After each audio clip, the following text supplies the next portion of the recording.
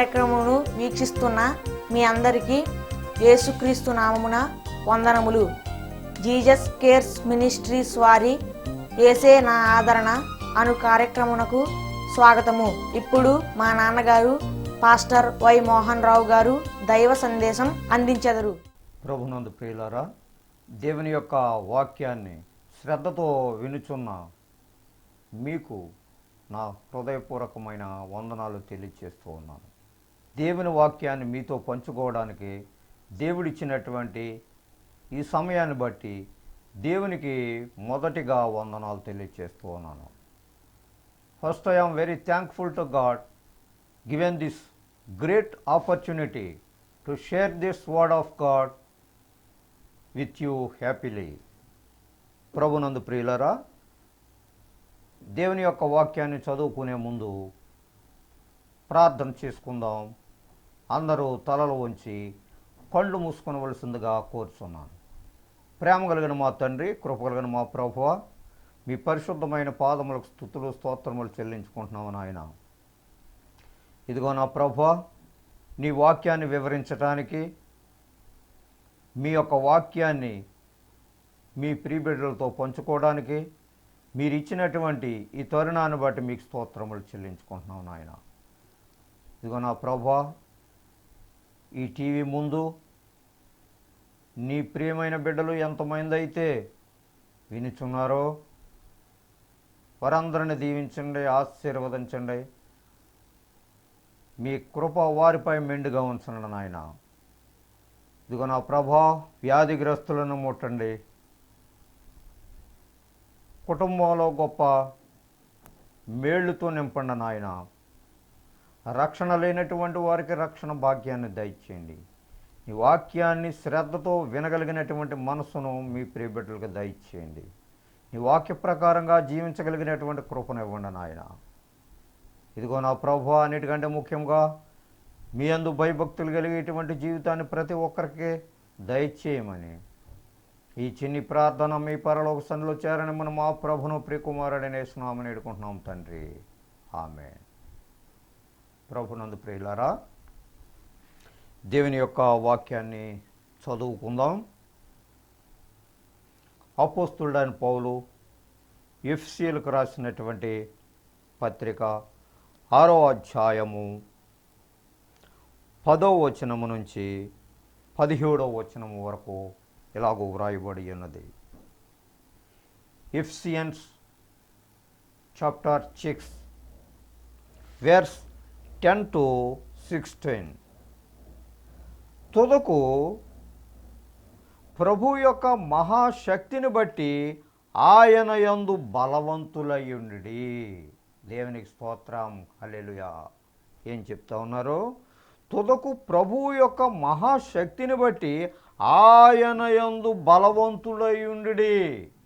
నీ బలం ఎవరి మీద చూపిస్తున్నావు? ఈ లోకంలో ఉండేటువంటి ప్రజల మీద, లేకపోతే నీకు మంచి ఆరోగ్యం ఉందని చెప్పి నీ యొక్క అహంకారమైనటువంటి పరిస్థితులను, అహంకారమైనటువంటి పద్ధతులను ఇతరుల మీద చూపించడానికి నీవు బలవంతుడు అయి ఉన్నావా? కాబట్టి నీ బలము ఎంతసేపు కూడా ప్రజల మీద కాదు వినియోగించేది, లేవలేని స్థితిలో ఉండేటువంటి వారి మీద కాదు నీ యొక్క బలాన్ని ప్రయోగించేది, పేద ప్రజల మీద కాదు నీ యొక్క బలాన్ని ప్రదర్శించేది. దేవుడు చెప్పేటువంటి మాట ఏంటంటే, ప్రభు యొక్క మహాశక్తిని బట్టి ఆయన యందు బలవంతులయ్యుండి. చూసారా, దేవునిలో నీకు బలము కావాలి. దేవునిలో మూల కంభములాగా నేను నిలబడాలి. దేవుని యొక్క పనులు చేయటానికి నీవు బలము కలిగిన బలవంతుడు అయి ఉండాలి. అంటే మొదటి స్థానంలో నీవు నిలబడాలి. దేవుని యొక్క కార్యకలాపాలలో దేవుని నిన్ను చూసి ఇతరులు నేర్చుకునేటువంటి స్థితిలో నీవు బలవంతుడు అయి ఉండాలి. అది ఇక్కడ దేవుడు చెప్పేటువంటి మాట. బలవంతుడు అయి ఉండాలంటే నీ యొక్క బలము, నీ యొక్క పరాక్రమం అంతా కూడా నీ యొక్క పేద ప్రజల మీద కాదు నువ్వు చూపించేది. నీ బలము ఎంతసేపు కూడా దేవునిలో ప్రదర్శించాలి, దేవునికి నీవు తెలియచేయాలి. అంటే నీ యొక్క కార్యాలన్నీ కూడా దేవునిలో మంచిగా కనపడాలి. అటువంటి అప్పుడు నీవు మేలు కలుగుతుంది. దేవుడికి చేసేటువంటి ఈ యొక్క పనులన్నీ కూడా నీవు సక్రమైనటువంటి పద్ధతిలో నీవు నిర్వర్తించినప్పుడే దేవుడు నీకు మొదటి స్థానాన్ని ఇస్తాడు. మొదటి స్థానం అంటే నిన్ను ఆశీర్వదిస్తాడు, నీ కుటుంబాన్ని, నిన్ను కూడా. కాబట్టి దేవునిలో బలముగా నిలబడటానికి నీవు ప్రయత్నం చేయి, బలము కలిగి ఉండటానికి నీవు ప్రయత్నం చేయి. ఒక నాయకుడిగా, మంచి నాయకుడిగా ఉండటానికి, ఒక సంఘ పెద్దగా మంచి స్థానంలో నీవు నిలబడటానికే నీవు బలము కలిగి ఉండాలి. నీ యొక్క బుద్ధి, నీ యొక్క జ్ఞానం, నీ యొక్క వివేచన అంతా కూడా దేవునిలో బలము కలిగి ఉండాలని దేవుడు చెప్తా ఉన్నారు మాకు. మీరు అపవాది తంత్రములను ఎదిరించుటకు శక్తివంతులగునట్లు దేవుడిచు సర్వాంగ కవచమును ధరించుకొనుడి. దేవునికి స్తోత్రం, హల్లెలూయా. చూసారా, మీరు అపవాది తంత్రములను ఎదురించుటకు, అపవాది తంత్రాలనంటే నీవు దేవుని యొక్క పనులు మంచిగా చేస్తున్న సమయంలో, దేవుని యొక్క క్రియలను ఏ విధమైనటువంటి కల్మషము లేకుండా, నీవు దేవుని యొక్క మాటలను తూచా తప్పకుండా చేసేటువంటి పనులన్నిటిలో కూడా నీవు మంచి స్థానంలో నువ్వు ఉన్నట్లుగా నీవు చేస్తూ ఉన్నప్పుడు, దేవునిలో యథార్థముగా నీవు జీవిస్తూ ఉన్నప్పుడు, దేవుని యొక్క కార్యాలను యథార్థంగా నీవు నిర్వర్తిస్తూ ఉన్నప్పుడు ఏం చేస్తుందంటే అపవాది నీ మీద కుతంత్రాలు పొందుతూ ఉంటుంది. సాతానుడు కాదు, ఇష్టమైనటువంటి పని కాదు. దేవుని యొక్క నువ్వు పనిని ఎప్పుడైతే నమ్మకంగా చేస్తూ ఉన్నావో అపవాదు నీ వెనువెంటనే వెంటాడుతూ ఉంటుంది. అనేకమైనటువంటి దురాత్మల సమూహములతోటి అపవాదు తీసుకొస్తూ ఉంటాడు. నీవు ఒక మంచి పని చేయటానికి పూనుకున్నప్పుడు అపవాది పని కూడా వాడి యొక్క స్థితిలో, వాడి యొక్క ప్లాన్లో వాడు మాట్లాడుతూ ఉంటాడు. అతని యొక్క స్వార్థం కోసం చేస్తున్నాడా ఈ పని? దేవుని యొక్క పేరు పెట్టుకొని ఏదో మెప్పు పొందాలని, ఏదో ఆస్తిని సంపాదించాలని ఈ విధమైనటువంటి పనిలో నిమగ్నమైపో సాతాను యొక్క ప్లాన్లు అనేక రకాలుగా కనపడుతూ ఉంటాయి. సాతాను యొక్క మాటలు అనేక రకాలుగా వినపడుతూ ఉంటాయి. అపవాది తంత్రములను ఎదురించుటకు, అటువంటి అపవాది చేసేటువంటి ఆ కుతంత్రాలకు, ఆ తంత్రమైనటువంటి పనులకు, ఆ కుతంత్రమైనటువంటి మాటలకు ఎదురించగలిగేటువంటి శక్తిని నీవు సంపాదించుకో. దేవునికి స్తోత్రం, హల్లెలూయా. చూసారా ఏ విధమైనటువంటి మాటలు చెప్తున్నారు? నీ నిత్య జీవితంలో నీవు అనేక రకాలైనటువంటి ట్రబుల్స్ని నీవు ఫేస్ చేస్తూ ఉంటున్నావు. నీ యొక్క ఉద్యోగంలో అయితేనేమి, నీ యొక్క వ్యాపారంలో అయితేనేమి, సాతాను యొక్క కుతంత్రాలు ఎన్నో రకాలుగా మనుషులను వెంటాడుతూ ఉంటాయి. అయితే దేవునిని తెలుసుకునేటువంటి నీవు ఇవన్నీ కూడా దేవుని ముందు పెట్టి ఆయన యొక్క పాదముల క్రింద, పాదముల చెంత నువ్వు పెట్టినట్లయితే దేవుడే ఈ యొక్క సమస్యలన్నింటినీ కూడా పరిష్కారం చేయగలిగినటువంటి శక్తివంతుడు. ఎదురించుటకు శక్తివంతులగునట్టు దేవుడిచ్చు సర్వాంగ కవచమును ధరించుకొనిడి. అంటే దేవుడిచ్చేటువంటి ఆ యొక్క తలాంతులను, దేవుడిచ్చేటువంటి గిఫ్ట్ను, దేవుడిచ్చేటువంటి ఆ తగ్గింపు కలిగినటువంటి మనసును, ప్రతి విధమైనటువంటి దేవుడిచ్చేటువంటి ఆ యొక్క కృపలను నీవు కలిగి ఉండాలి. దేవుడిచ్చేటువంటి శాంతి సమాధానముతో నీవెప్పుడైతే జీవించటానికే నీవు ప్రయత్నం చేస్తావో, దేవునిలో ఎప్పుడైతే నీవు నిమగ్నమై ఉంటావో ఆటోమేటిక్గా అవన్నీ కూడా దేవుడు నీకు ఇవ్వడానికే ఆయన ఇష్టపడుతూ ఉన్నారు. అపవాదిని ఎదురించుడి, అపవాది తంత్రములను ఎదురించుడి. అపవాదితోటి నీవు సాంగత్యం చేయకూడదు, దుష్టులతోటి నువ్వు సాంగత్యం చేయవద్దు అని దేవుడు చెప్తా ఉన్నాడు. నీవెంతసేపు కూడా నీకు కలిగిన మంచి పనులనే చేయటానికి దేవుని ముఖం చూసి నీవు ముందుకు నడుచుకుంటూ ఉండాలి. దేవుడు చెప్పేటువంటి మాట దేవుడిచ్చే సర్వాంగ కవచమును ధరించుకొనిడి.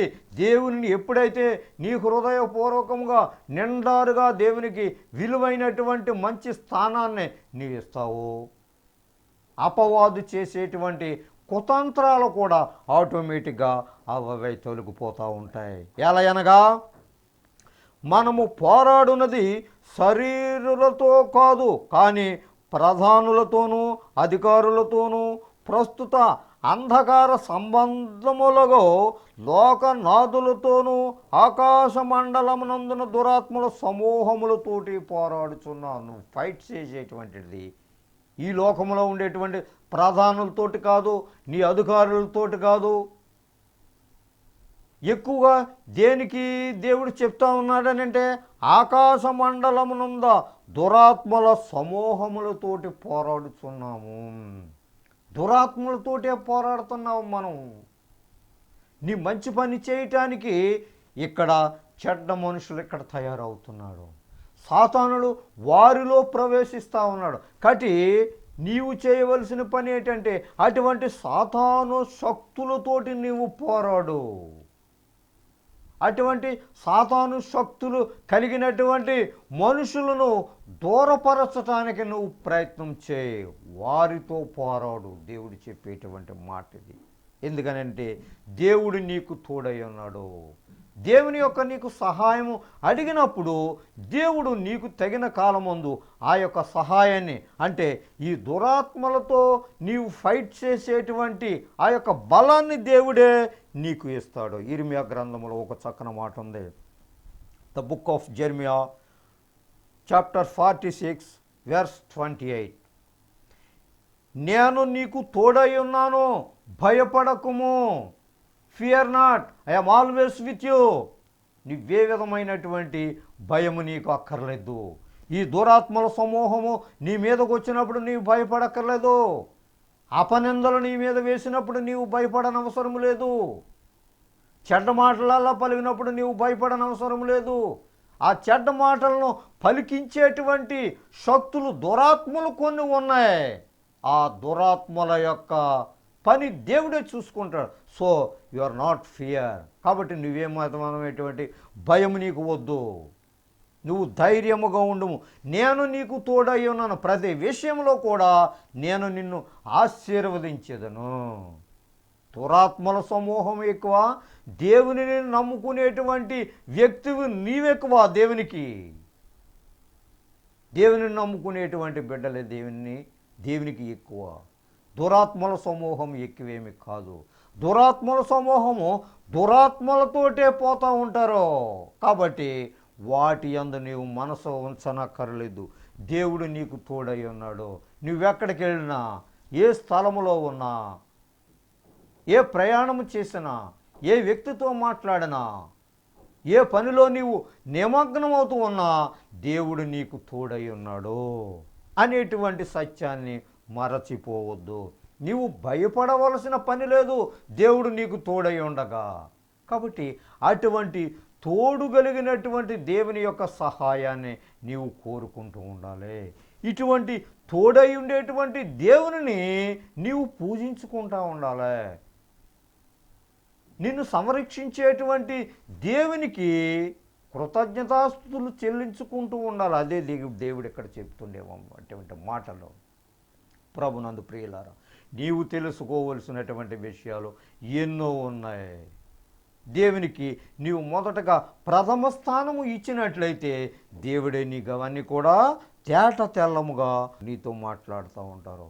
కాబట్టి దేవునికి మొదటిగా నీ యొక్క హృదయాన్ని అర్పించినట్లయితే దేవుడు నీకు ఈ కార్యక్రమాలన్నిటిలో కూడా నీవేమైతే తలపెడతా ఉంటావో, నీవేమైతే పనులను మంచి పనులు చేయాలని నీవు అనుకుంటూ ఉంటావో వాటి యందు ప్రతి విషయంలో కూడా నీకు దేవుడు సహాయం చేస్తాడు. దేవుడు నీకు తోడుగా ఉంటాడు. నేను ఆపదలో ఉన్నాను, నాకు ఈ బాధలేంటి, ఈ శ్రమలేంటి అనేటువంటి నిరుత్సాహం నీలో ఎంత మాత్రమో తగదు. దేవుడు నీకు తోడై ఉన్నాడు. దేవుడిచ్చేటువంటి వాగ్దానము ఇది. ఇంకో మాట చెప్తారు. హెబ్రీయులకు వ్రాసిన పత్రిక 5వ అధ్యాయము 5వ వచనంలో ఈ విధముగా వ్రాయబడి ఉన్నది. హెబ్రూస్ చాప్టర్ 5 వెర్స్ 5, నీవు నా కుమారుడవు, నిన్ను నేను కంటిని. దేవునికి స్తోత్రం. You are my son, you are my loved son. నేను ప్రేమించేటువంటి నా కుమారుడవు నీవు. కాబట్టి నేను నిన్ను కంటిని. దేవుడు చెప్తున్నాడు డైరెక్ట్గా మనతో, నేను నిన్ను కంటిని. నీ తల్లిదండ్రులు కాదు. నీ తల్లిదండ్రులు అయితే కొంతవరకు అయితే నిన్ను సంరక్షిస్తారు, కానీ నీ జీవితాంతము వరకు పోషించేటువంటి దేవుడుని నేనే. నీ మంచి చెడ్డలు చూసినటువంటి దేవుడును నేనే. ఎందుకంటే నీవు నా కుమారుడవు, ప్రియమైనటువంటి కుమారుడు. దేవుడు నిన్ను ఎంతగానో ప్రేమిస్తున్నాడు. కాబట్టి ఆయన యొక్క ప్రేమకు నువ్వు దూరమై తిరుగుతూ ఉన్నావు, దూరమై తిరిగిపోతూ ఉన్నావు. కాబట్టి నీవు చేసేటువంటి పని ఏంటయ్యానంటే, ఆకాశమండలములందున దురాత్మల సమూహములతోటి పోరాడుచున్నాము. అటువంటి పోరాటము కలిగినటువంటి స్థితిలో నీవు ఉండాలి. అంతే తప్ప ఆ యొక్క సాతాను యొక్క శక్తులకు, సాతాను క్రియలకు, సాతాను పనులు చేసేటువంటి ప్రజలకు నీ యొక్క చేతులు కలిపి నీ యొక్క మంచితనాన్ని, దేవునిలో ఉండేటువంటి ఆ యొక్క గిఫ్ట్ని నీవు పాడు చేసుకుంటున్నావు. ఆ విధమైన స్థితిలో నీవు ఉండవద్దు అని దేవుడు చెప్తా ఉన్నాడు. అందుచేతను మీరు ఆపద్దినమునందు వారిని ఎదురించుటకును సమస్తము నెరవేర్చిన వారై నిలువబడుటకు శక్తివంతులగుటకు దేవుడిచ్చు సర్వాంగ కవచమును ధరించుకొనుడి. దేవునికి స్తోత్రం. చూసారా ఎంత చక్కని మాటలో. అందుచేతను మీరు ఆపద్దినమునందు వారిని ఎదురించుటకు ఎంతసేపు కూడా సాతానుని ఎదిరించమని చెప్తా ఉన్నాడు దేవుడు. సాతానుకి తావేమని చెప్పటం లేదు దేవుడు ఇక్కడ. దురాత్మల సమూహముతో ఫైట్ చేయండి అంటున్నాడు, దురాత్మల సమూహముతో పోరాడండి అంటున్నాడు. దేవునిలో మంచి స్థానాన్ని నువ్వు సంపాదించుకోమని దేవుడు మనకి తేటతెల్లంగా చెప్తున్నాడు. ఆపద్దినమున వారిని ఎదిరించుటకు అంటే దురాత్మల యొక్క సమూహాన్ని ఎదిరించటానికి, సాతానుని ఎదిరించటానికి. సాతాను చెప్పేటువంటి మాటలు వినకుండా దేవునికి ప్రథమ స్థానము ఇవ్వమని దేవుడు మనల్ని కోరుకుంటూ ఉన్నాడు. సమస్తమును నెరవేర్చిన వారే నిలవబడుటకు శక్తివంతులగుటకు. నీకు శక్తి కావాలి సాతాన్ని ఎదిరించాలనంటే. దేవుని యొక్క పరిశుద్ధాత్మ శక్తి నీలో కావాలి సాతాన్ని ఎదిరించాలని అంటే. ఆ పరిశుద్ధాత్మ శక్తిని నీవు పొందుకోవటానికి ప్రయత్నం చేయి. చాలామంది అనుకుంటారు, నాకు పరిశుద్ధాత్మ ఉందండి, నాకు ఏంటి నీ పరిశుద్ధాత్మ? దేవుని సన్నిధిలో కూర్చొని చప్పట్లు కొట్టమని నీ యొక్క పరిశుద్ధాత్మ. పరిశుద్ధాత్మ అంటే అది కాదు. దేవుని సన్నిధిలో కూర్చొని చప్పట్లు కొట్టడం, ఏదో రకరకాలైనటువంటి మాటలు మాట్లాడటం, అది కాదు పరిశుద్ధాత్మ అంటే.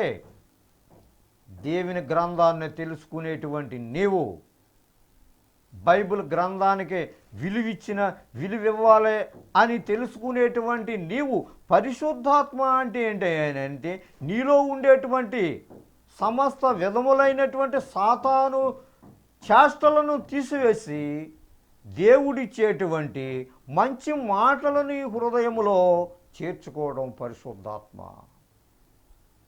ఆ పరిశుద్ధాత్మ నీకు ఒప్పింపచేస్తుంది.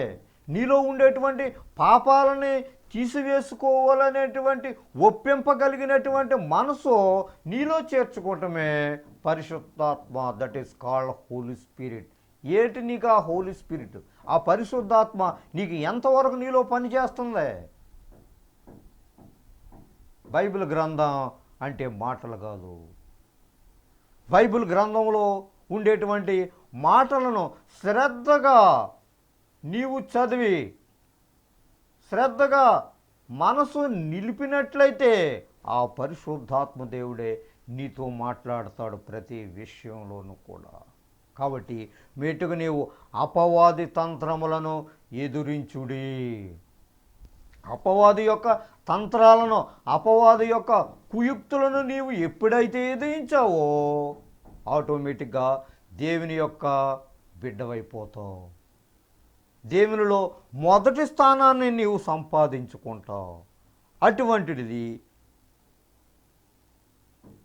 శక్తివంతులగునట్లు దేవుడిచ్చేటువంటి సర్వాంగ కవచాన్ని ధరించుకునిడి. దేవుడిచ్చేటువంటి ఆ యొక్క సర్వాంగ కవచము అంటే దేవుడు చెప్పేటువంటి మాటలను, దేవుడు చెప్పేటువంటి ప్రతి ఒక్క మాటలో ఉండేటువంటి అర్థాన్ని నీవు స్వీకరించి నీవు తెలుసుకొని ఆ యొక్క అపవాది మీదకి నీవు ఫైట్ చేయాలని దేవుడు చెప్తా ఉన్నాడు ఇక్కడ.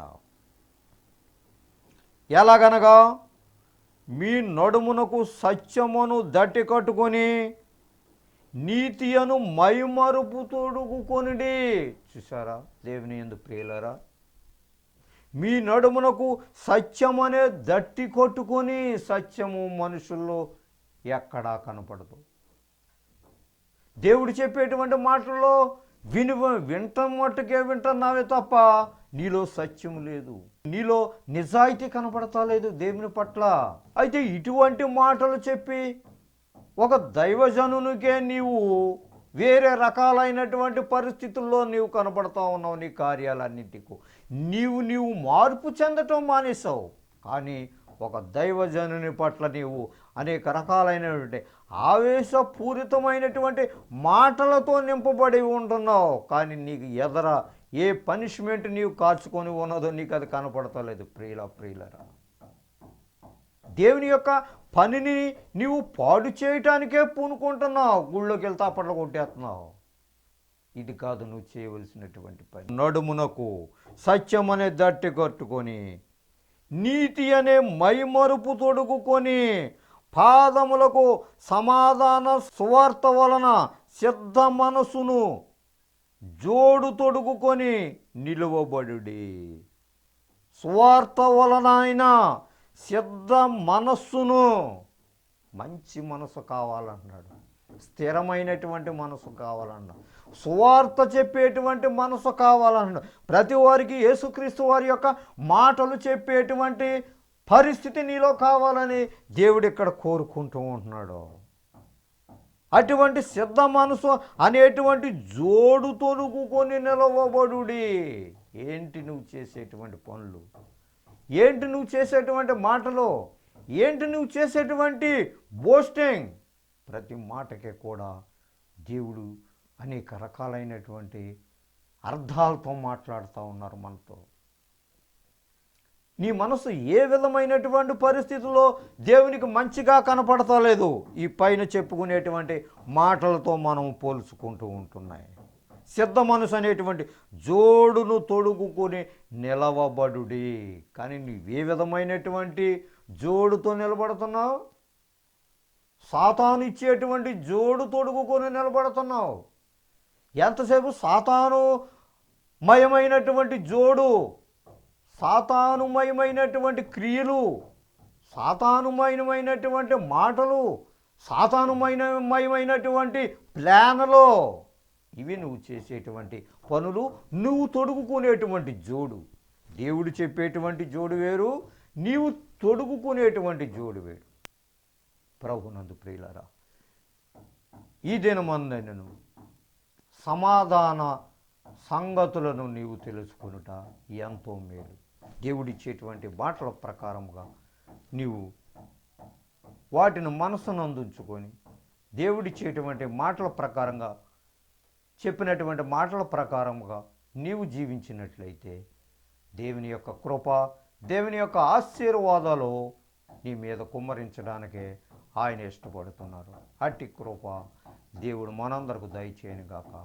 రోమేలకు రాసిన పత్రిక 12వ అధ్యాయము 3వ వచనం నుంచి 10వ వచనం వరకు ఇలా రాయబడి ఉన్నది. తన్ను తాను ఎంచుకొన తగిన దానికంటే ఎక్కువగా ఎంచుకొనక, దేవుడు ఒక్కొక్కనికి విభజించి ఇచ్చిన విశ్వాస పరిమాణ ప్రకారము తాను స్వస్థ బుద్ధి గలవాడొకటకై తగిన రీతిగా తన్ను ఎంచుకొనవలనని నాకు అనుగ్రహింపబడిన కృపను బట్టి మీలోనున్న ప్రతివానితోనూ చెప్పుచున్నాను. ఒక్క శరీరములో మనకు అనేక అవయవములుండినను ఈ అవయవములన్నింటికీ ఒక్కటే పని ఎలాగూ ఉండదో అలాగే అనేకులమైన మనము క్రీస్తులో ఒక్క శరీరముగా ఉండి ఒకనికొకరము ప్రత్యేకముగా అవయవములమై ఉన్నాము.